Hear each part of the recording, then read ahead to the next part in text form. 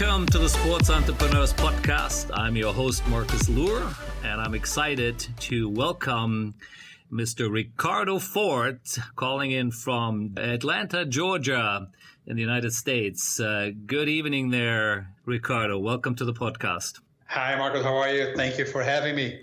Yeah, no, I'm looking forward to this one here. You know, I've always have plenty of folks from the sports industry, which are on the agency side or, you know, in the federations. I haven't had as many really truly like yourself who's worked more on the brand side, right? The gentlemen who are helping to fund the world of sports, and of course on the back of it, driving the brands around, driving, you know, the specific brand perspective. So really looking forward to digging deep into that. You have about as an illustrious career as anyone would like to have, and I'm sure plenty of fun with it doing it. So, but if, you know, for some of the folks who might not know you as well, let me just sort of do just a quick intro. So Ricardo is originally from Brazil, started your career there. I would say you've been with all the major FMCG brands you can think of, from Unilever, Kellogg's, of course, Coca-Cola, which most people know you from, and a short stint there was Danone, and then you add a little bit of Visa, the credit card boys in there, and you got an amazing mix of brands. And in most cases, you've been very heavily involved in their sporting activities, you know, in various roles there. So that's what we're going to be talking about here, you know, 26 years of a career in this. And of course, we will then talk about your new role, and I say your start into as an entrepreneur, so to speak, with Sport by Ford. So since it is the Sports Entrepreneurs Podcast, that's going to be a great way to finish off at the very end here. So, but as we always do, we kind of really want to start a little bit at the beginning there.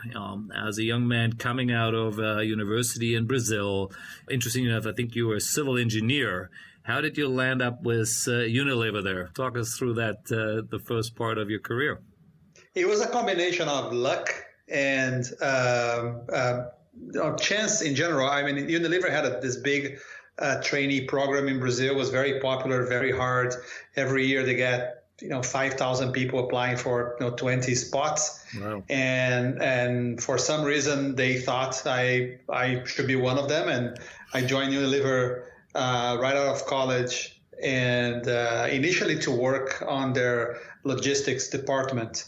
And very quickly I realized that I was in the wrong place. I was very jealous of the work that my marketing colleagues were doing, and I immediately, after I started working, I started to ask people what I needed to do to move to marketing.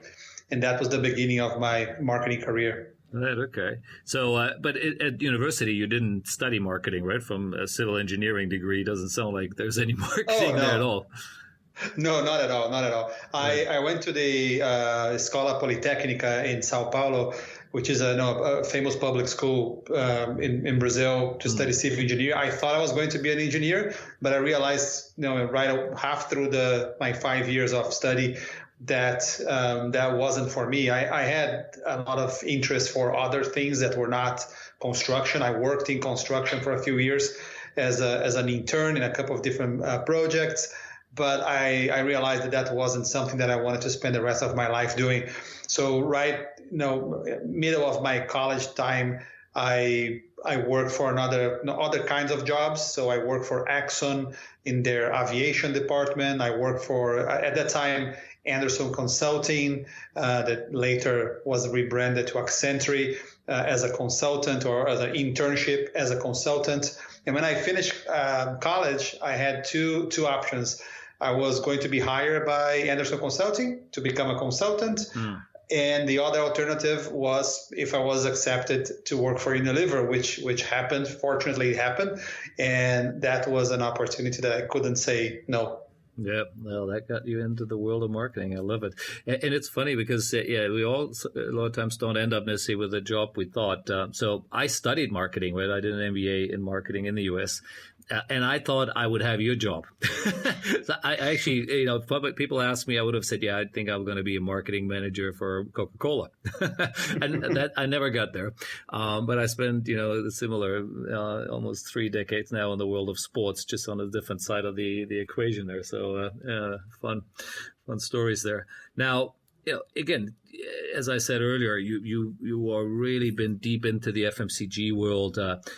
Was that something you just, it just ended up being that way, or you had a fondness for that type of product, which is fast moving and of course, very, driven by consumer behavior and stuff? I mean, what's your thought on that?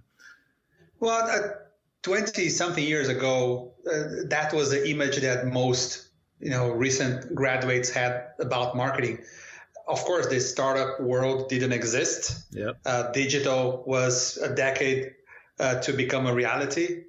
And when you thought about marketing, you thought about concrete stuff that you buy in supermarkets every day. And these are companies that invest the most. So it was a natural place to go. And if you want to learn something about marketing, you go to work for companies that have a lot of money to invest and to teach you. So at that time, Unilever was one of the biggest ones. Colgate was another big one. Yep. P&G wasn't in Brazil at that time, so that wasn't an option. So there were a few options, and you have to put in context. Brazil in the 90s, it was a big market, but it wasn't what it is today. I mean, today you have a lot more options for people graduating. Yeah.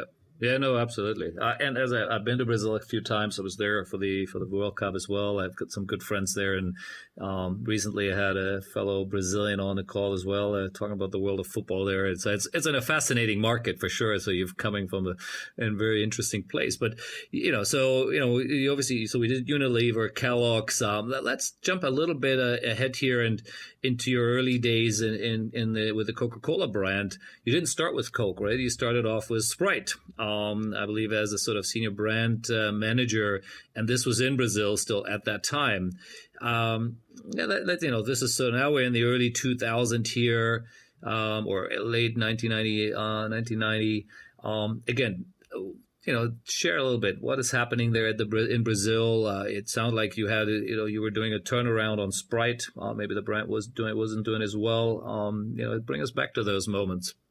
Yeah, so if you grow up in Latin America, Coca-Cola is your reference brand for anything that marketing represents. And I have always had a dream of working for Coca-Cola. Right. When I was, I think, 12 or 13, the FIFA World Cup in Spain, when Brazil was supposed to win, Coke has this very iconic advertising, was as an adaptation from a famous American ad called Mean Joe Green, where this important famous player gets walking out of the field through the tunnel. He's injured, and the kid comes to him and tells him, "You're the greatest," offers him a Coca-Cola. The guy drinks and gives the shirt, the sweat shirt, back to the kid. And in Brazil, that was Zico. Right, okay. Was the number 10 of Brazil in 1982. Right. In Argentina was Maradona, so it was replicated a few times. Yeah. And since that time, I thought, man, that it must be so cool to work for Coca-Cola because they do this kind of things. Yes. And I tried to join Coke twice before I was hired. I interviewed twice for 2 different jobs, didn't work. First time didn't work. The second time, the third time. It did. They hired me. In a month, I was about to get married, so I got married. I moved from Sao Paulo to Rio, and I joined Coke in a span of 2-3 months. Right. And I had my first 2 years working for Sprite. It was a relative small brand in the portfolio in Brazil. Apparently, I did a good job. The brand started to grow, and things went well. And I was at some point. 2 years later, I was promoted to manage Coke, which is, just to give a perspective to your listeners, the Coca-Cola brand in Brazil is bigger than most of the other companies in Brazil, not brands, companies. Wow. It is a very, very large business. Brazil has always been the 3rd largest market for Coca-Cola. Today is the 4th or 5th, I believe. There was a 3rd largest market, so it was a big responsibility, which is the dream for any marketer. Absolutely. And so the biggest would be the U.S. I'm assuming. What is the second biggest at that time already? China. So U.S. has always been the largest. Right. Mexico was the second. Okay. Brazil was the 3rd, and China was 3rd. Eventually, a few years later, China overtook Brazil, so China is the third largest market today. Right. Okay. So that was fourth. Right. Okay. Got it. That makes sense. Wow. I didn't realize Mexico is that big too. Amazing. Now, again, I think, and then when we talk about this, that role now, which you just were referring for, I think that's the first time you also looks like starting to get into the sponsorship space. Is that about correct? So, I can see here you were starting to work with the National Football League. You did some things like Rock and Rio. Let's just talk about the early days of sports there for you and what you were doing.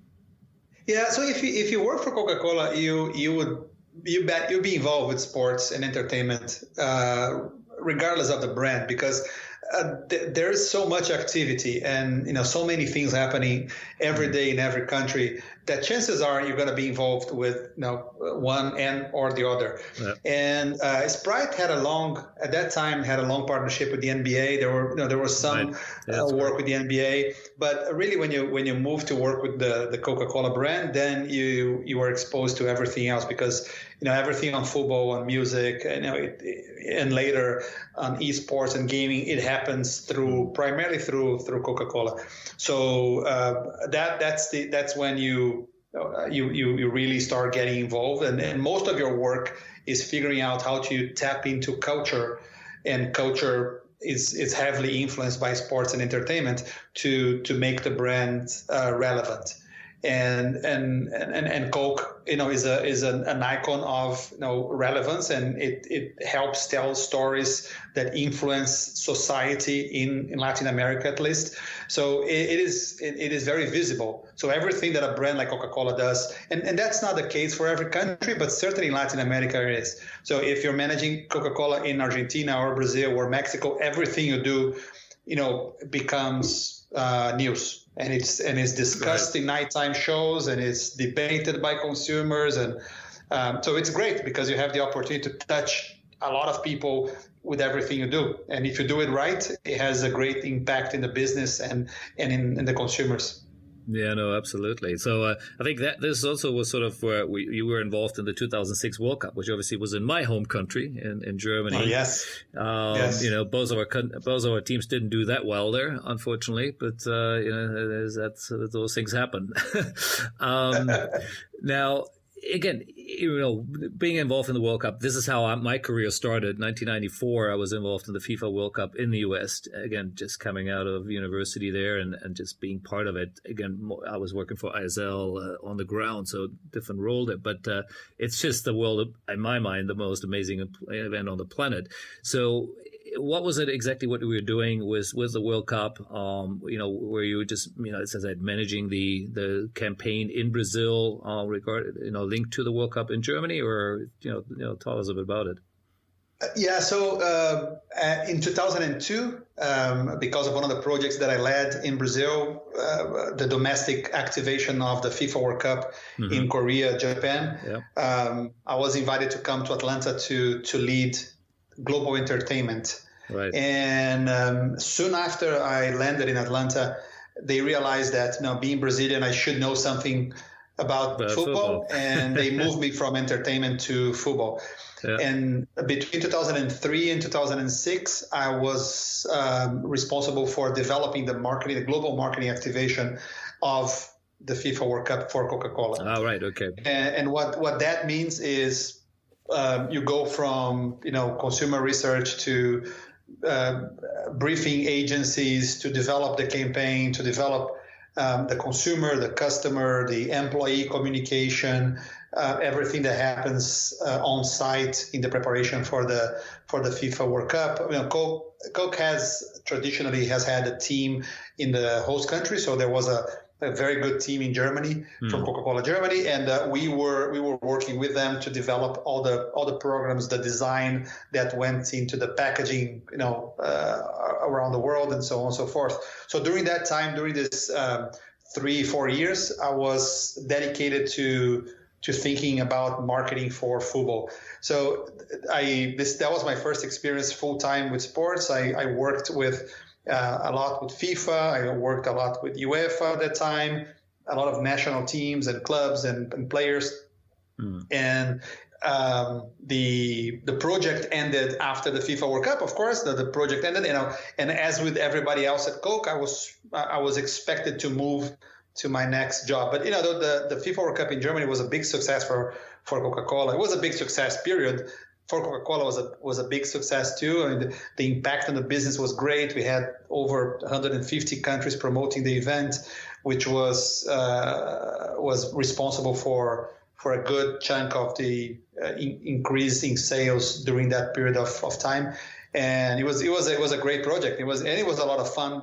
Being a football fan, just being involved with that, it was a phenomenal experience. Yeah. Well, it was a good World Cup, despite maybe the results we had. I was actually in the semi-final where we lost to Italy.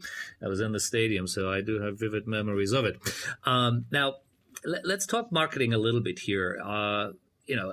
We've done business with Coke over the years in different parts of the world. And one thing I've always seen is that, of course, there is that global, picture and footprint which you have, but then you also go quite local, in the activation. So how do you manage that across 150 countries? I mean, you just on 150 different phone calls every day, or how you visualize that a bit? Talk people through that, as your role from the headquarters side. Yeah, so different companies, they are organized differently, and even Coca-Cola the organization has changed so much over the years. But I think one of the greatest strengths of Coca-Cola is the quality of the people that they have in every country. So you do have a lot of competent and have sizable teams in most countries, which is something that the majority of the other companies, sponsors, they don't have. So others rely a lot in central communication, central development, while Coke has always been more of the opinion of the understanding the local consumers is what makes a difference. And yes, we develop global frameworks and global campaigns. I still say we, but they develop is the habit. So they develop global frameworks, global campaigns, but always with the perspective of how can we make something that can be adapted. And even if it's the last 10, 15% of the campaign, how do you do something that leverage the scale, but at the same time allows that final touch that makes it feel local?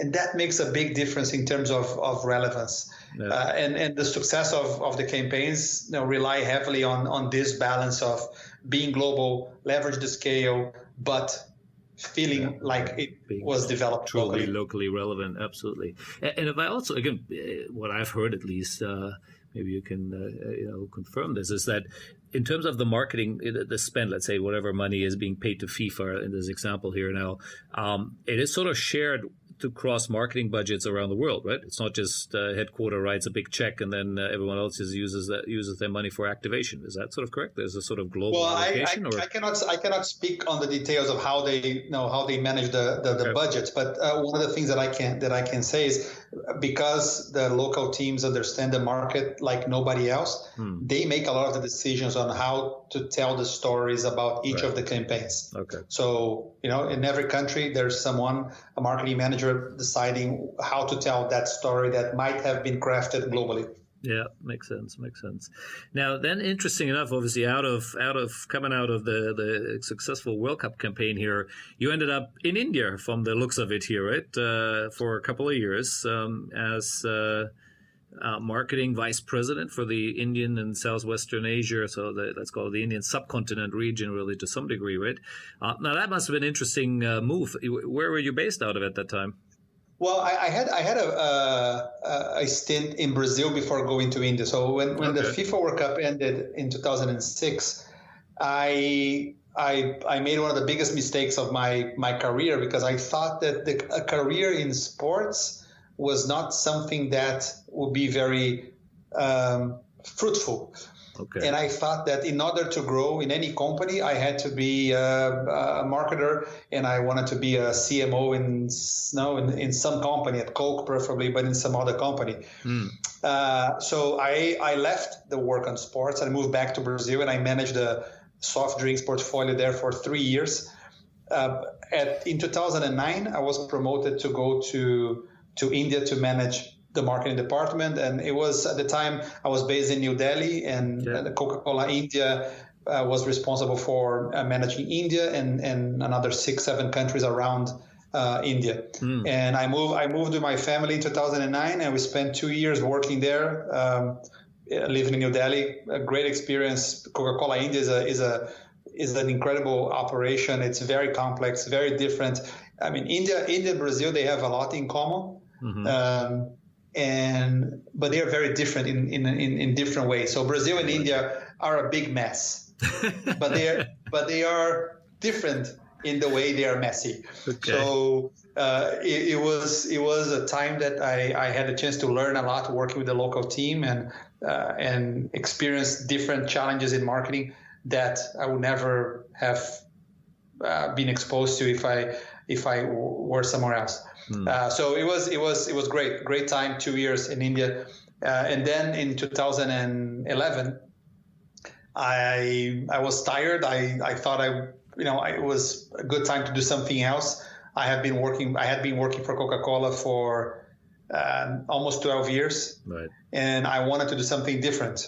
So we'll get to that in a minute, but I just wanted to stay for a second in India here, or the region you were handling. First of all, I think you were not in it was a Coca-Cola brand. It was other brands, juices and waters and energy drinks. It was everything, everything else but Coke, maybe.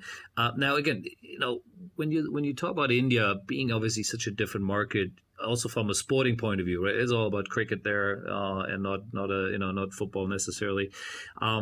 And coming in there as someone who was involved at the World Cup level, and coming from Brazil, which football is in your blood, how do you adapt to that? I mean, how do you make that work for yourself and for the company? I was in charge of the portfolio, and every brand had something different. The relationship that Indians have with cricket is very similar to the relationship that Brazilians have with football. Yep. So religion, India and Brazil, it has meanings that go beyond the action on the field. Yes. It's very important for identity. People, part of their or who they are is associated with the sport. Yes. When the team is successful, they are successful, or we are successful. Yes. So it's very similar. So translating Brazil football to India cricket was relatively simple and natural. Of course, cricket is a very different sport. The structure of the sport is different, but the passion and the relationship of consumers with the sport is similar. But I think that it's important to say that my job was to sell beverages, and sports, whatever is sports, was just a way to do this. And that was constant. That was the same job that I had in the previous 12 years. And so that made the transition relatively easier.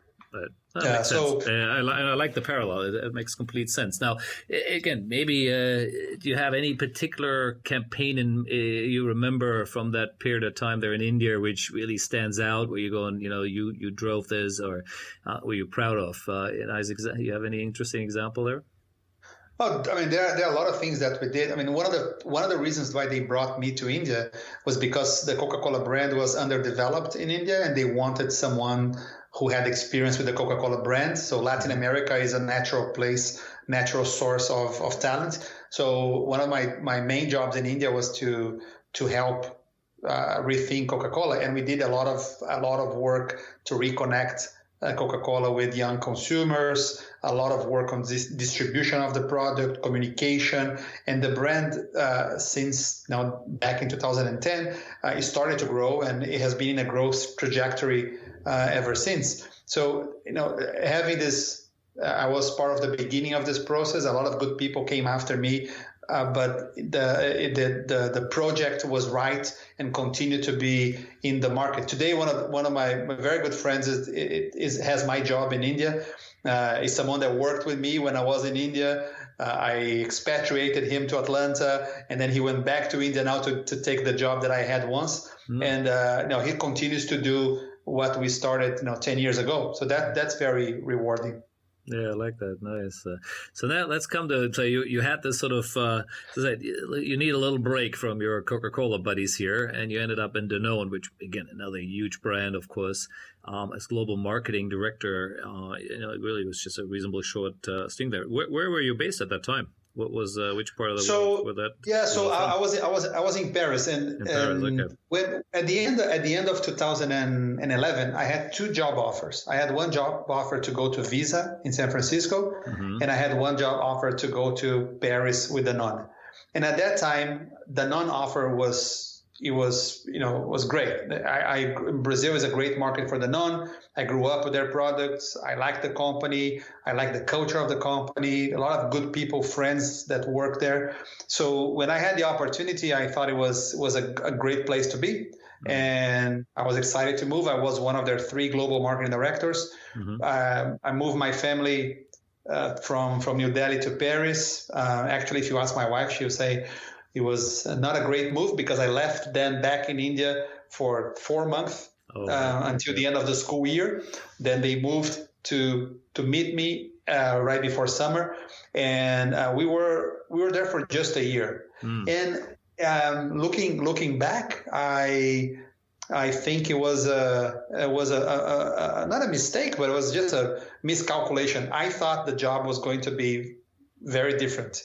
I was under the impression the job was going to be very different. And no, during the time I was there, Danone has always been a great company, but a lot of the work gets done in every country, not centrally. And my job was to develop central work. So there was a mismatch between what I was expecting to do and what I was asked to do when I got into the job. Right. So I quickly realized it wasn't going to work. Right. And then a few months later, I've been in the job for 6 months.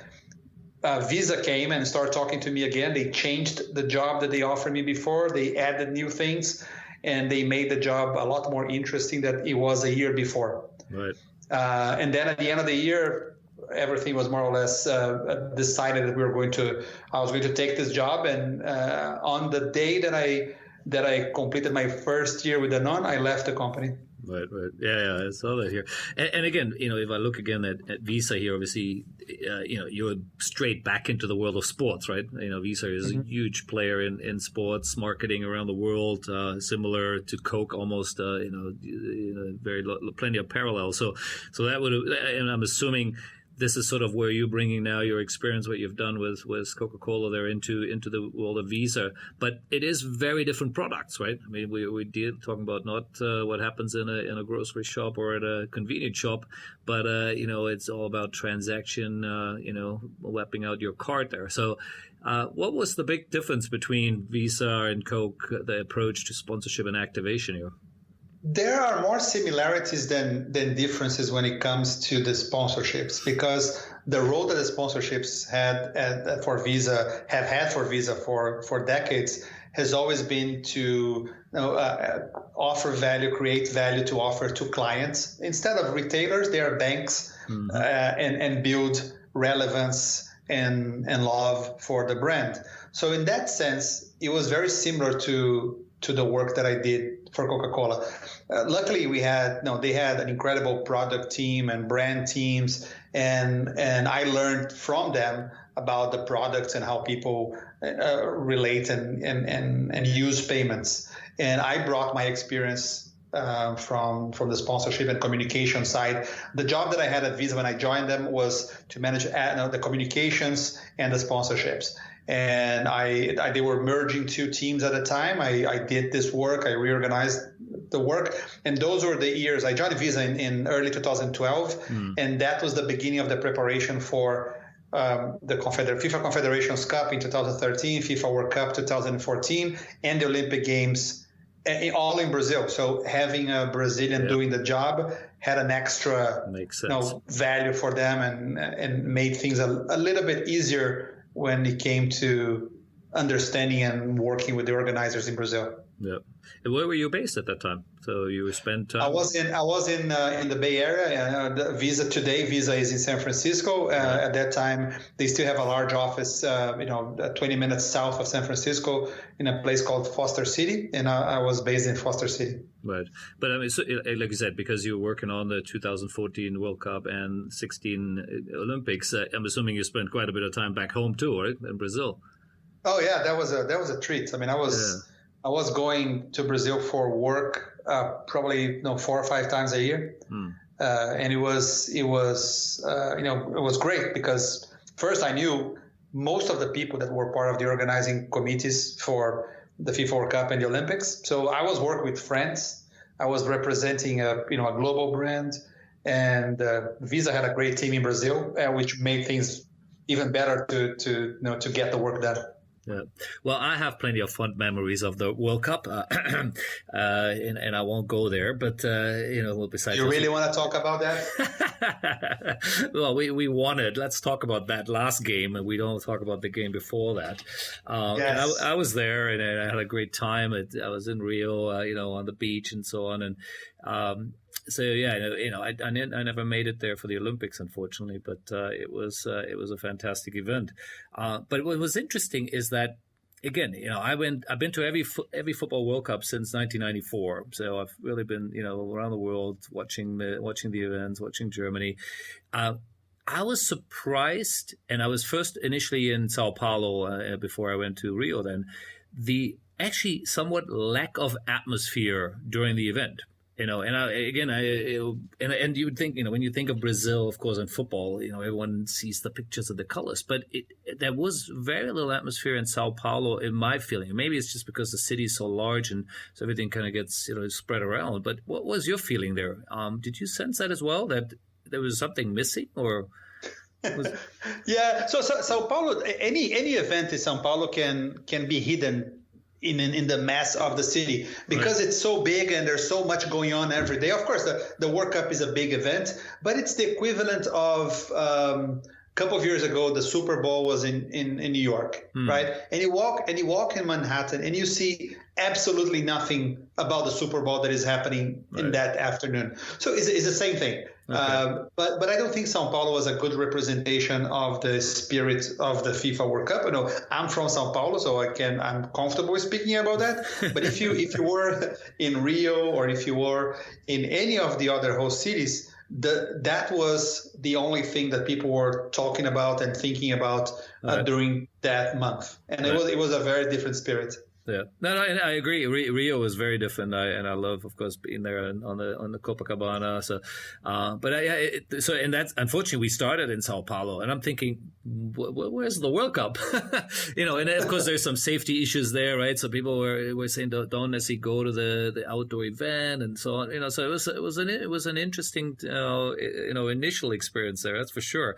Now. Again, coming back to Visa and I've seen some charts before when it comes to MasterCard and Visa. Obviously initially, MasterCard was the World Cup owner and Visa was the Olympic brand. And I've seen these charts where these revenues just go up like crazy, linking always to these two major events, right? Every 2 years, it kind of rolls over. Now, of course, Visa is sort of, dominating and has most of the big ones. So, but, is it really that measurable that these huge events drive these huge spikes, and is it, how do you guys make sure that happens, right? That people are truly using Visa? Just give us some examples. What is really what's happening inside the company? Yeah, no, absolutely, and that's the reason they have been involved with the events for so long.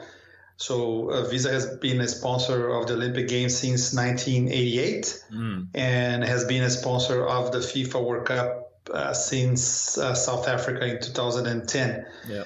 And it is measurable. It is and don't forget, Visa is a payments company, a technology company. They have a lot of people from the banking background, so they really care about ROIs and if the campaigns are working or not. So I think that what they do, which is they do exceptionally well, and I think they do better than any other company in this segment, is they are very focused on their customers. So developing work that works for their customers, and their customers in the past were basically the banks, right. But today Visa has relationships with all sorts of companies, with airlines, with hotels, with retailers. With if you're paying something, you have a reason to have a relationship with Visa, right. and they develop work that works for all these different constituents in the customer side, and because of that, you see every big event. You see customers motivated to issue more cards. You see consumers, because of the promotions and the consumer activities, consumers motivated to use their cards more often. And the payments business works primarily on how many cards you have in the market. So market share for cards is a big deal. Right. And how often people are using their cards.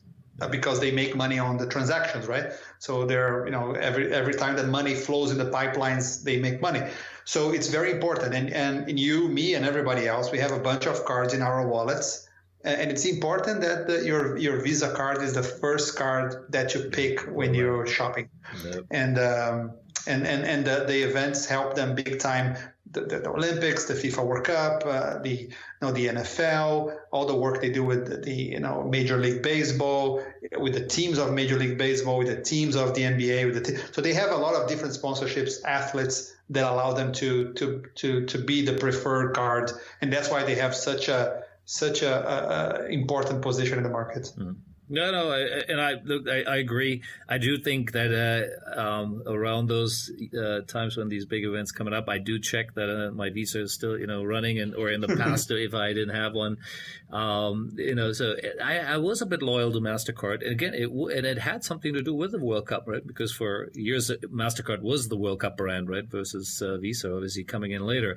Now there was also, it's fairly well documented, this big drama, when the switch happened.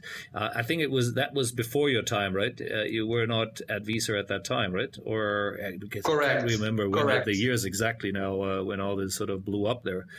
Yes, it happened. I think that the switch happened after Germany, so yeah, that's right. 2006 and 7 and 8. I think that those were the years where the switch it started and then it stopped it, and then there was the lawsuit and everything. When I joined the company, was water under the bridge. Yes. Yeah, good. Yeah, that was a bit of a mess for sure, or at least didn't look like it was very well handled by all parties involved. Right. Now let's talk a little bit about the Federation boys. Right. I mean, you're the brand man. You bring in the money, and therefore you would assume you're getting reasonably well wined and dined there.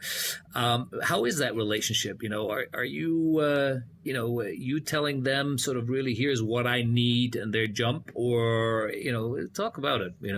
I've never been in your position. I'm always on the other side. Well, it's about relationships and about what value do you bring to the work that they need to do. It's not about the money. And if you look at the revenues, I don't think anyone ever says that part. Yeah, no. The reason I'm saying this is, if you look at the revenues of the vast majority of rights holders, most of their money comes from TV. That's right. True. So if you go to the IOC, it's I believe it's 77% comes from TV. If you go to FIFA, it's over 50% that comes from TV. So they really source most of their income, their revenues from broadcasters. A larger sponsors. Although I say we, but sponsors are very visible because the marketing comes from the sponsors. Right. Sponsors are not really as important as broadcasters. So the attention is proportional to who's bringing more to the organization. Mm-hmm. Having said that, the rights holders, they have a lot of respect for the brands that help them accomplish their mission. And the mission can be promote the event, come up with new ideas, push them to be innovative, support some strategic objectives. And if you're doing all of that, you can have a lot of influence in what they do, because you are truly seen as a partner. You are a partner. You pay a lot of money, of course, but your influence comes a lot more from what you're capable to do with ideas and execution than with your money. They can get money. Now, organizations, and I know it's very tough to sell sponsorships, and a lot of organizations struggle to find sponsors, but to a certain level of rights holders, like the IOC, like FIFA, like UEFA, like the NFL, there is no lack of money. They can get money any day. They have people lining up to sponsor them. And it is not about the money. So the money is a price of entry, but achieving and accomplishing things working with them comes from your ability to help them and to bring ideas and to deliver and to get that message and that event and spread in hundreds of thousands of shops around the world. So this is what makes a big difference. Yeah, that makes sense. Now, let's jump a bit ahead here again. And now you're back in Coca-Cola, interesting enough, right? Maybe you're missing those guys. So around 2016, I guess, after you handed over the Olympics and the World Cup there in Brazil for Visa, you're back in Coke. And maybe just, if was it just they came back and said, hey, Ricardo, we really need you back? Or how did that sort of transition before I go into a couple of questions there? Oh, yeah. So it was Visa had a reorganization, and they, at some point, the CEO at Visa at that time, he decided to move a lot of the efforts from consumers to customers. And so the B2B space got all the attention and all the resources and all the people. And that was a strategic decision for the company. I was responsible for the consumer side, and my side didn't have the resources, and they offered me a different job. At that time, I was pretty convinced that my job was to work with sports, and I wouldn't give up my choice for any company. So they offered me a job that was not related to that, that I didn't think was right for my career. And we decided to part as friends. So I left Visa in February of 2016. So I didn't do the Olympics in Brazil with Visa. Oh, yeah. Luckily, for whatever reason, I was talking to a lot of different people, and a friend of mine from Coke called me and said, "You have to come back. There's a job here waiting for you." And I returned to the company a few months later, and to manage the team that I was once part of. And it was the best decision that I made, and it was a lot of fun to be back. And just to give you an idea, a lot of people, when they saw my name, they said, "Where have you been?" Because they didn't realize I left the company. It's been 5 years, you were hiding and some somewhere. of them didn't even realize that. So it was like coming back home. Yeah, nice. Back to Atlanta. Now, again, let's talk about, you're the head of global sponsorship, VP, and that's, of course, potentially one of the most powerful roles in the world of sports, because the budgets you're controlling, and of course everyone wants a little slice of that. And so let's talk about, not about the big boys here, which, as you said, they have maybe choices, but there are plenty of others who do need those sponsorship dollars, and they would come and pitch to you, and guys like me knock on your door and say, "Hey, I got this great idea." How does it work? I mean, first of all, I know your role was global, so there are certain things you might not even look at, and you'll push it down to the local levels. But if it is a global property, which would have potentially a global impact, how do you figure out which of, let's say, the hundreds of sports in the world which exist, which could be relevant, which one you go for, and how do you slice and dice that marketing budget? Where do you even start? Yeah, so one of the first things that I did was to establish a function in my team to think about strategy and sponsorship intelligence. And the role that I created, so there are a couple of people working in that function, and their jobs was to figure out what were the investments that would make more sense for us. Developing tools and to measure pre-investment, post-investment, and all the intelligence and information that we needed to make better decisions. Right. You have to have in mind that when you work for a company at the size of Coca-Cola or a global company, a lot of the work, as I said before, it happens locally. So the role of the center is to prepare people in all parts of the world to make better decisions when it comes to sponsorships. Right. So there are things related to governance, process, intelligence, tools that, if put in place, will benefit the company in the long term. The decisions are going to be better. The investments are going to be better. So I don't need to understand, or I didn't need to understand, what was the best cricket team in India, to just pick a different country, right? Yeah. The best sport in Australia to invest, because there are a lot of people in Australia that knew that. Right. But I offer them tools and information for them to evaluate how to make better decisions, and that was my contribution and the contribution of my team to the global investments. Of course, there are global properties that we were making decisions ourselves and we were evaluating and signing contracts ourselves. But in number of properties, the vast majority was happening locally. Right. So it was a mix of both things. But as in any other company, it is very difficult to find out who you have to talk to. So if you're trying to reach out to any global company, the biggest challenge for someone that is selling or representing a property is to figure out who's the person that can say yes or who can say no.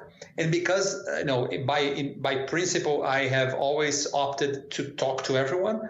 So I was seeing 25 proposals per week, and I did it for 4 years. Right. And every week people are reaching out, and I'm replying on LinkedIn and email and scheduling meetings. So I'm investing a lot of time to figure out what's happening in the market, because this is how you come to, you have to see a 1,000 proposals to figure out one that may work for you. Right.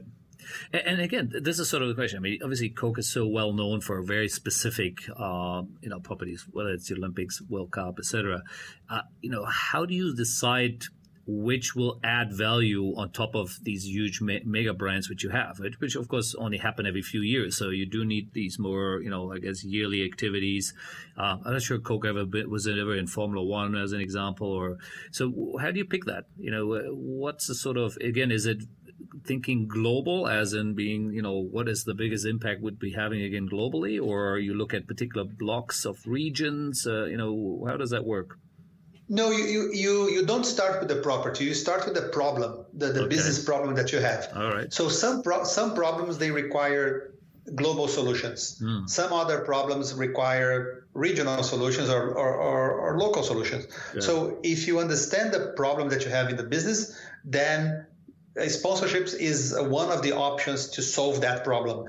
So the contribution that we were giving to the company was understanding the problems of each brand, each country, and then helping them to figure out if there was a solution in sports or entertainment for that specific problem. And then, because we were talking to so many people in the market, that's the privilege of working for a big company. Everybody wants to talk to you. Yeah. Then you can say, okay, so if you are in Spain and you have a problem with young consumers that are not drinking as much as we expect them to drink, then you should do that kind of project, and these are the 3 people that you should talk to. So that's how we led to. But just going back to Formula One, because Coke had an involvement with Formula One with Lotus maybe 10 years ago, and 2-3 years ago I signed a central contract with McLaren. Okay. And Coca-Cola continues to work with McLaren, has been a very, very good relationship with them. McLaren is a great team, has done incredibly well in the last 3 years, and it worked really well for the purpose that was led to this contract. So understanding the problem is the central challenge. Yeah, that makes complete sense. Now, here's of course the challenge with it. The people like me who pitching at you, we don't know your problem necessarily. So how much do you share that with people saying, look, guys, here's my problem, help me fix it? you have those conversations, or it's more like, okay, I know the problem. Am I going to find the right thing? How does it work? There are different approach to that. So there are a lot of information, public information about any company today that allows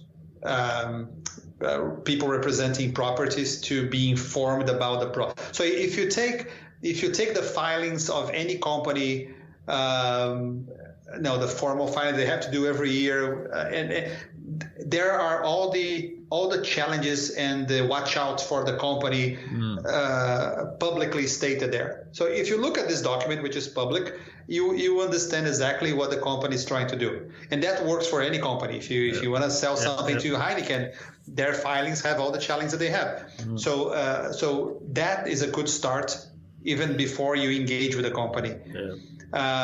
It's unlikely that we are going to go to someone and say, we have this problem, help us fix it. Usually we talk to people, they may be more or less aware of the problems, they pitch their property, and we may say, okay, that part of the pitch may work for that problem that we have in country X. So all of that is us evaluating and connecting problem with properties. Nice one. I like that. Yeah, I hope my fellow sports marketing executives are listening very careful here. I think it's great advice to start looking at the challenges, whether they're publicly known, or I guess finding out and asking those questions when you are with executives like yourself. I think is the key, rather than just pitching what we think is the new great thing there. Very nice, very nice. Now, again, just a couple of ones I'd love to touch on. One is esports and gaming, right? Which obviously came up, really is very big over the last few years. And, Coca-Cola is always in everything, right? You guys are from, in American Idol to you name it. So, how do you spread that? Were you involved in any of those,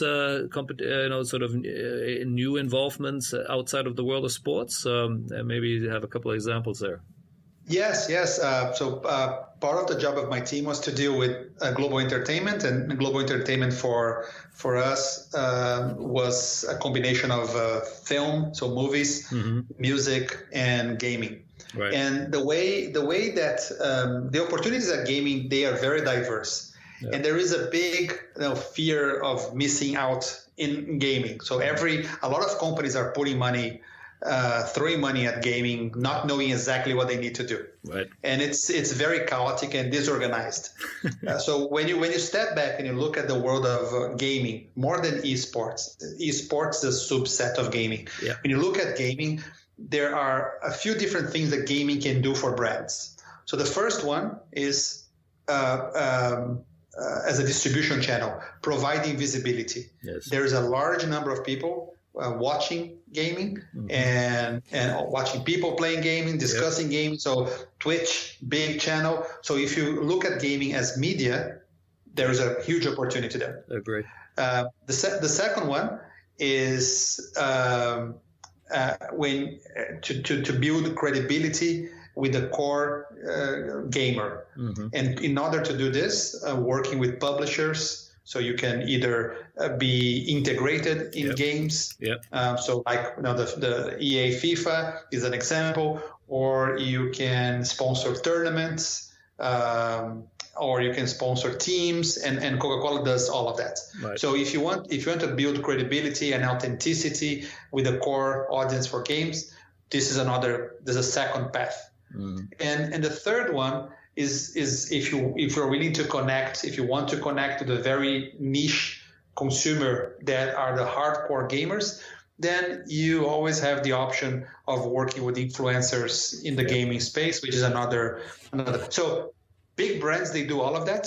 Depending on where you are, you can do A, B, or C. Today, companies are making decisions on what to do, not knowing exactly what each of these three paths can deliver to them.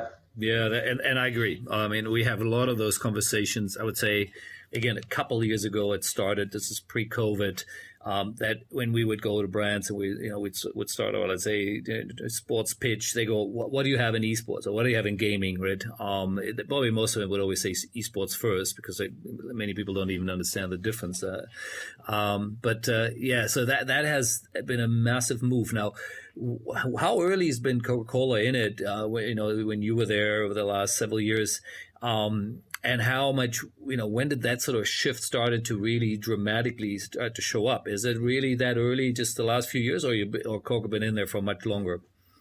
Oh no, I have done a campaign with EA for the FIFA game for the 2002 FIFA World Cup. Oh wow, okay. So the partnership with EA at least has been there for a very long time. Of course, and EA is the FIFA game, yeah. So that's an obvious one. But if you go outside of that, you talk more, let's say, other games, the League of Legends and and PUBGs and you name it. When did you guys, or when did Coke started to start looking at these sort of other genres outside of the the football one, which would be very, very obvious? Yeah, it's probably here in the United States. So in Asia, it probably started in, I would say, 2007, 2008. No, Korea has always been a market very advanced in gaming. Yes. Then later China. So Asia has always been ahead of the Western Europe and North America. Okay. But here in North America, if you go back to the 2011-12, there were a lot of activity already in gaming, but different formats. At the time, you had games on websites, and so it was just different. But that was gaming in 2011. Yep. It was not gaming as we know 10 years later today. Right. Yeah, absolutely. So again, maybe during your last couple of years there at Coke, what was one of the big ones? Did you do a big drop into Fortnite, or you have a Coke bottle flying around with some other games? Tell me, give me a nice one here. Well, one of the things that we also are careful when you work for brands is there are kinds of games that are not are off limits for brands. Yep. So anything that is first person shooter, it's not something that interests a lot of brands. But I think that one of the most fun, interesting, different things that I was involved in the gaming space was in 2017 when we were preparing for the FIFA World Cup. We did work with EA for the launch of the FIFA game at the time. I think this one came out in 2017, and at that time they had just launched it. I think they had launched it a year before the career mode. When you play, you have to control the career of Alex Hunter, this imaginary player. So in the 2017 game, we worked with EA, and we created this idea of Coca-Cola was signing a sponsorship with the virtual player. And during the game, he signed the contract, he shot a commercial, which brings us back to the beginning of our conversation. It was the same commercial that Zico shot in Brazil in 1982. Nice. And so it's a good circle here, going back to the beginning of times. And it was a great thing. It was different. It was interesting, and I think it was a very, very unique activation that positioned the brand in a very credible way within the gaming space. And that's the end of it. It really, the word you just used, credibility, is what it's all about, right? Whether it is the world of sports or the world of gaming, of course, it is being authentic as a brand, right? That's the only way it works, right? I'm sure you would have your thought on that. Yeah, I mean, I think people are very busy trying to figure out all these fake messages that brands are sending their way, and there are so many every day. So when people can smell fake or pretend from very far, and brands are great at being fake in what they say. It's like this idea of every brand has a purpose, and everybody's trying to save the world, so nobody understands where we are today, right? So either everybody's faking or everybody's failing. But so authenticity is not only necessary, but it's fundamental for you to cut across this skepticism of consumers today, and being recognized, being remembered, being appreciated, which drives consumption of products. Yeah. And I'm going to go there for a minute now before we then move to Sport by Ford, which by the way, I love. It's a great name of the company here, and we'll touch on it in a minute here. Now, I'm a Coca-Cola man as well. I will grab the red bottle anytime before I grab blue. And I actually wanted to talk a bit about Pepsi and just to compare something. But before we go there, at the end of the day, we know it's not the world's healthiest product, no matter which version you drink there. Now, how does that work, with the messaging, especially when it comes to sports, right? Was there ever in your mind a conflict, or how do you on your own sort of, or as a company deal with that? Yeah, I mean, this is a constant conversation, and it's there's a lot of education work that the company needs to do, because at the end of the day, and I'm no longer work for Coke, as you know. Yep. So I'm saying this because I do believe in that. It's all about balance and moderation, and what do you drink, when do you drink. So I drink probably 4 or 5 cans of Coke Zero per day. I don't want to get sugar, so because I don't want to get sugar, I drink Coke Zero. There's no sugar. Right. So that's my Coca-Cola. For other people, they like sugar and they have Coca-Cola with sugar. So, but the company has done a lot of work over the years in 2 areas, and I think this is really a topic that they can speak much better than I can now. But diversification of products. So, if you want to drink from coconut water to milk to soft drinks to juices to teas, they offer that to you. So, when you think about the Coca-Cola company, you should think about every product and not only one kind of one brand. Right. One. And the other one is just, for people that are looking for moderation, they offer a lot of variety in size of packaging. So you don't need to buy a 2-liter bottle, you can buy a small can. So all of that is to help people make better decisions in how much and what they drink. So, but when it comes to sponsorships, I have seen Coca-Cola being welcomed a lot more than being criticized. And sugar has always been a problem and has been addressed. The biggest area of concern for sport today is sustainability, and sustainability has a lot of different issues that needs to be addressed, from consumption of water to quality of the air to plastic. And I think that if you forget Coca-Cola for a minute, every sponsor has a role to play when it comes to sustainability in sports. Yep. And every sponsor needs to be equipped to help rights holders to run more sustainable events. And this has been a big part, and it's going to continue to be a big part of everybody that works with sponsorships in the future, because this is an important part of life today. Yeah, no, totally agree. Now let's talk about the guys in blue for a minute here. And again, I still want for you to wear your Coke hat for a minute here. It's obviously, it's as big of a rivalry in the world as MasterCard and Visa and, Pepsi and Coke. And,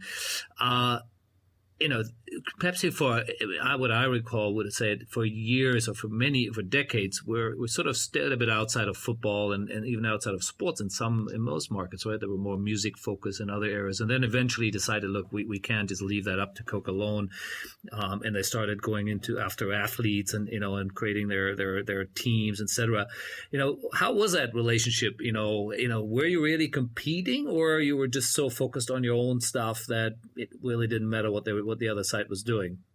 First of all, I have a lot of respect for them. I have friends that work there. I mean, when I was working for Visa and Pepsi, they are both sponsors of the NFL. So I worked with them. I had meetings with them, and they do great in what they do. I think the work that they do for the Champions League is very good. The work that they do here in the States with the NFL, it's very good. They do, Gatorade is a big brand in sports. So I think, first of all, you have to respect the work that the guys do, because Absolutely. They are really good in sports marketing. The market of beverages is so big and so diverse that you really don't think a lot about any particular competitor. Of course, you want to win, you want to be preferred, you want to sell more, but I think the industry is at the point of professionalism that everybody has a high level of respect, and everybody is trying to do their own things. Sometimes you do better than the others, sometimes you don't. And luckily, I've been with companies that have had great portfolios of partnerships that allow me to do a lot of good work. But when I look around and I see the work that the Champions League that Pepsi is doing, I think it's very good, and I congratulate them for that.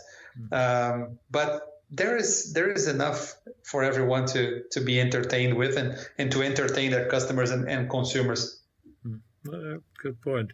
All right, let's go into Sport by Ford Consulting. It's so fresh, of course. I think I've heard you on another podcast recently where I think you had, it was like your first week, maybe even in it, and now we're sort of a month or two into it.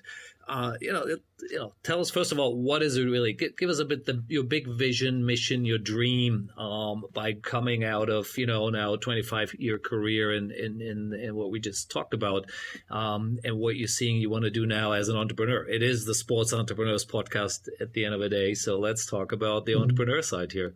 Yeah, this is a very new experience for me. I mean, I've been 2 months since I left Coca-Cola, and I know I will always love the company, the people. I had so much respect for everybody at Coca-Cola, but it got to a point in my career that I don't think that any company could fulfill the needs that I had. Mm-hmm. I have worked with most of the rights holders. I have done a lot of events, a lot of different things. I was very fortunate to be with companies that allow me to do a lot of work, and it was a very difficult decision to leave. But at the same time, I think that everything that I learned working for all these companies can help me to have different experiences helping other companies. Mm-hmm. And, not every company, even very big and rich companies, they don't necessarily have the experience, the capabilities, the history of Visa and Coca-Cola in sponsorships. Yeah. So my assumption is there are a lot of people that need help. That need to think about how they can use sponsorships to grow their business, and that's my premise. Right. So if I can help other companies in different segments of the market that allow me to learn different things and meet different people, that's going to be it will be justifying my decision, and I'll be very happy if I can do this. Luckily, since I left Coke, I've been talking to a lot of people. I'm running 5 different projects now, very different kinds of projects. And some of the things are things that I would never be able to be exposed to if I was working for any company. Right. So that's just reassuring that the decision was the right one. But I think I was a very competent executive. I may be a big failure as an entrepreneur. And time will tell. I don't know. It's a different world for sure. It takes a different type of skin, I think. And I think obviously you coming out of an amazing career with great, amazing reputation on the back of it. So, therefore, I'm certain you will do well. I have no doubt about it. And that's obviously why we're talking here as well, to kind of expose you to the rest of the world in a different way, hopefully, as well. And people hearing, your background and what amazing things you've done. So can you talk a little bit about any of those 5 things? Hopefully not all of them are completely top secret and you can't say anything. Any one of them you can share a little bit more what you're doing? Yeah, sure. I without telling who the clients are, because I'm not authorized to do this. Sure. But I'm working with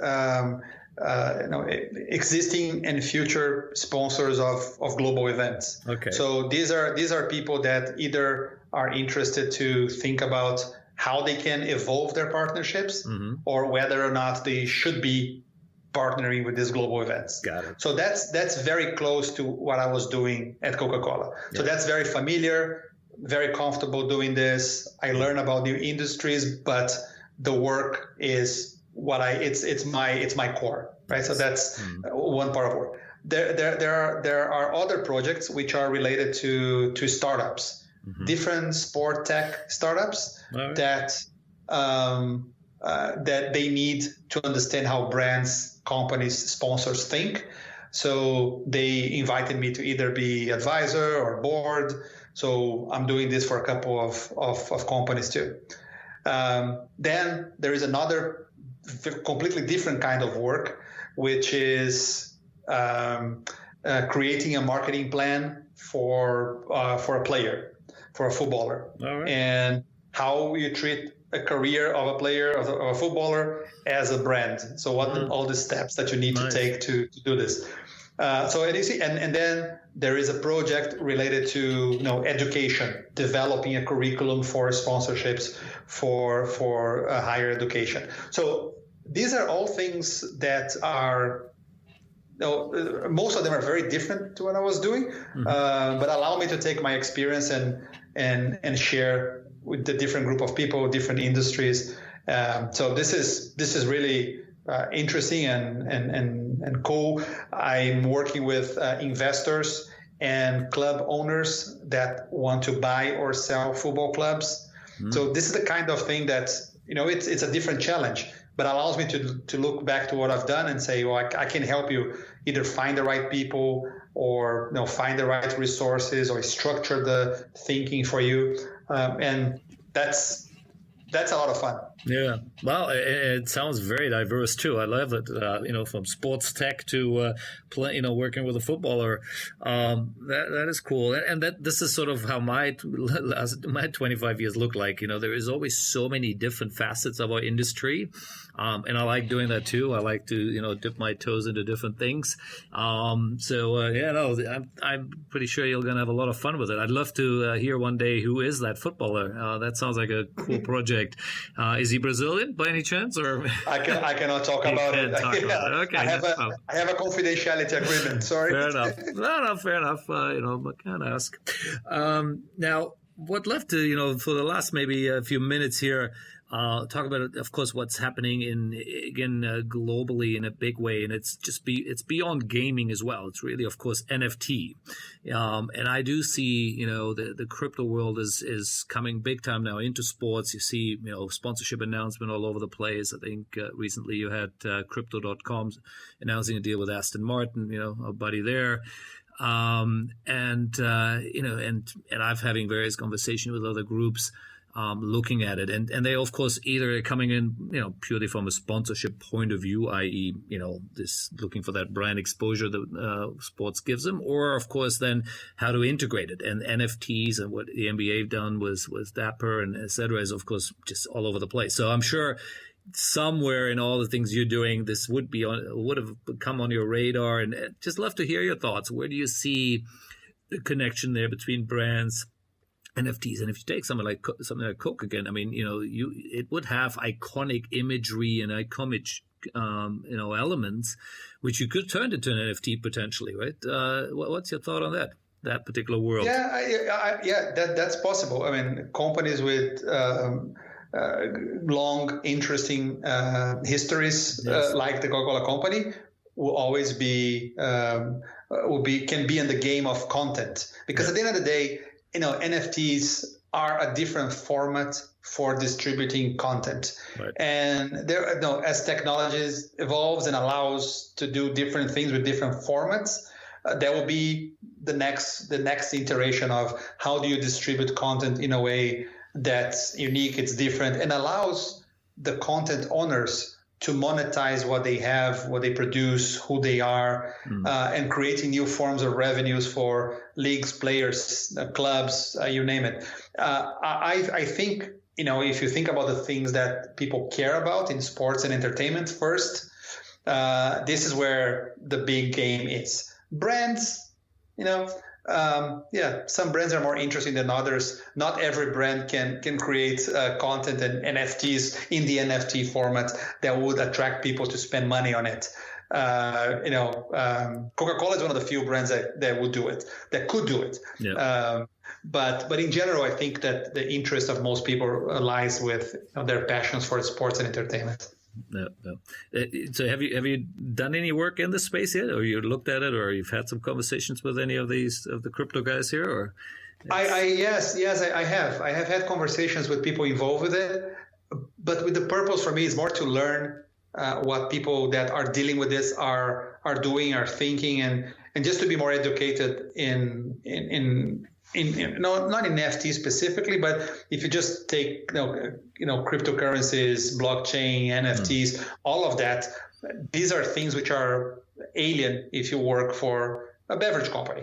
Yeah. And I'm interested to learn about it. So I've been talking to people that are in this market for just out of curiosity. Yeah. Yeah, I mean, I think we will see some really unique things coming out there. There's a bunch of games coming which we're using blockchain technology, right? They're called the DeFi games and things like that. And again, NFT sort of is all part of that little mix of how you can bring in virtual items, virtual goods again, bring the gamers even deeper into it, right? So you're not just the consumer who always pays for everything. There's ways to earn things back and of course, potentially even make money there. And so I do think there's some huge shift going on there, and gaming for sure will only get bigger. I have no doubt that it will take its rightful place there in the global world of marketing and for brands to use and leverage. So I probably have more conversation there right now than in traditional sports, interesting enough. So and that maybe has something to do with COVID, of course, putting a real block on sports in the general sense. But it seems to be you're nicely involved in a whole interesting group of things, some education there, buying and selling football clubs maybe. So Ricardo, I wish you all the best there. Like I said, it looks like you have your hand full. Is it currently just yourself, or you have a little team around you already, or how do I visualize the company? Yeah, depending on the project, I'm bringing people to work with me. I don't have any employees, okay. And I'm bringing different people. Sometimes I worked with university students. Sometimes I work with more experienced people. So depending on the project, I bring the right people to help me with. Awesome. Oh well, we'll maybe one day we'll be working on something fun together here in Asia. That could be fun. I know you're close friends with Michael and Payne as well there, and you guys have done some good stuff together over the years. So I'm sure there'll be more collaboration going on with folks like that. So I hope so. Yeah. Look, this was good fun. I think we had a good solid hour, a little more actually here. I think really going through in detail about your career, but also really learning how these things work. And I like a couple of you have some really nice nuggets there for people to learn how those big groups think and how they operate. And like you said, at the end of the day, I think every brand should be thinking along the similar lines, right? What are your problems and how you use, particular, whether it's sports or entertainment or other genres, how you fix that. So I really like that. So thank you for your time there. Have a good evening in Atlanta. And hopefully we'll catch you somewhere again around the world soon once we're all allowed to travel a bit. I hope so. Thanks for the opportunity again, Marcus. Always a pleasure to talk to you. Definitely. Enjoyed it. Talk to you soon. Okay, cheers. Cheers. Bye-bye.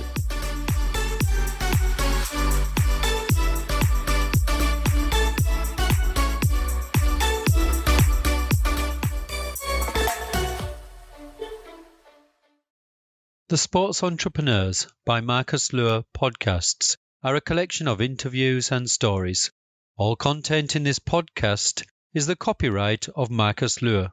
Reproduction and distribution of the presentation without written permission of the owner is prohibited. All rights reserved.